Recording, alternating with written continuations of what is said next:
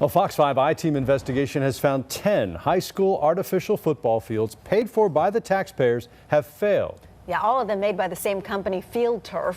Senior I-Team reporter Dale Russell says taxpayers paid nearly $800,000 for the fields. Yeah, and they were under warranty, Sine. It's interesting. According to a federal lawsuit, the FieldTurf CEO realized he had a serious problem in late 2009. His fields were failing, fibers cracking. Artificial turf and hot climates were the hardest hit. Climates. It would be like you'd walk through a freshly mowed lawn, and the fibers would be all over your shoes and the bottom of your pants leg. All across Georgia, athletic directors and coaches saw something strange going on with their FieldTurf artificial football fields. We started seeing a good bit of it come up all the time on people's clothes and shoes and that sort of thing. Grass-like fibers cracking apart, breaking off, leaving black gaps in the field. In Camden County, it was a safety issue. They could fall on it, slide. It was giving them burns. Our investigation found during the past 6 years, at least 10 FieldTurf high school fields across Georgia failed. 2 schools had to battle with FieldTurf just to get them replaced. And in most cases, taxpayers paid additional money to replace fields still under warranty. On its webpage, FieldTurf says it's the global leader in the turf industry with 7,000 fields installed across America, including the Georgia Dome. FieldTurf now manufactures its own turf right here in Georgia. There were issues with it. Chris Danilick of Deluxe Athletics installs FieldTurf fields. He says back around 2010, those cracking fibers started showing up. There was a lot of products that failed during that time that put that in. And FieldTurf knew it had a problem. In 2011, FieldTurf filed a $30 million breach of contract lawsuit against the supplier of its turf fibers. FieldTurf accused Tenkati of selling them defective fibers. Tenkati denied it. The suit was settled. The settlement agreement is secret. FieldTurf now makes its own fibers and says they've had no problems with them.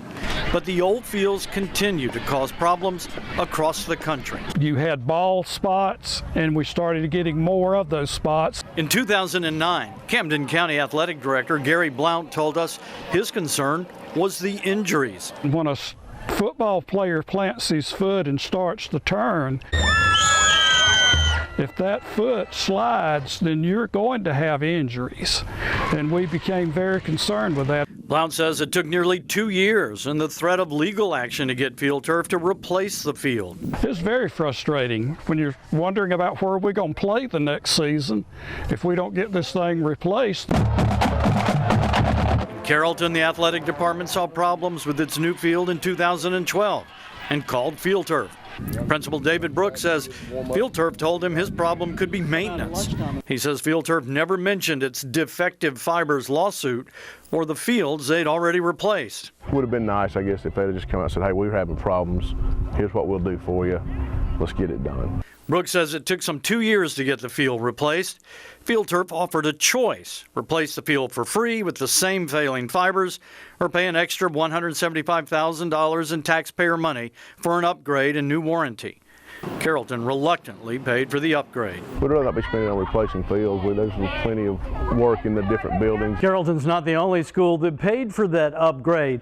Of the 10 failing fields, 5 schools said no to the free replacement and paid for the upgrade and warranty. Taxpayers cost nearly $800,000. FieldTurf wrote us to say the field failures have never impacted safety and they have always honored their warranties. They say field failures have only been in 8% of all fields globally and that nearly every field in Georgia has been replaced or upgraded. One of those schools is in Douglas County.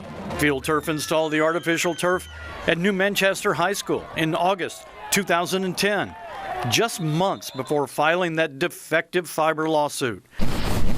Was it holding up? We examined the field and saw fibers appearing to crack and break off, just like other schools had described to us. We took our findings to Assistant Superintendent Dr. Tim Scott. The aesthetically failing. Aesthetically? Yes, sir.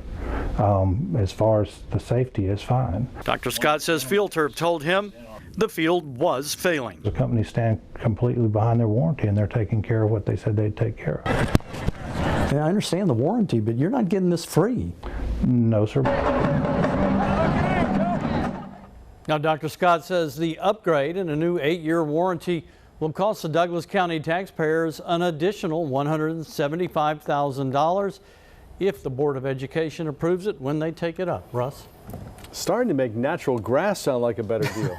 You know, there are a lot of people who love natural gas, and there are people who swear by the artificial turf. And we've talked to both throughout the process of looking into this story. And, you know, I can't tell you what's the best option. It's a tough call, I think, for any athletic department. All right, fair enough. Dale, thanks very much.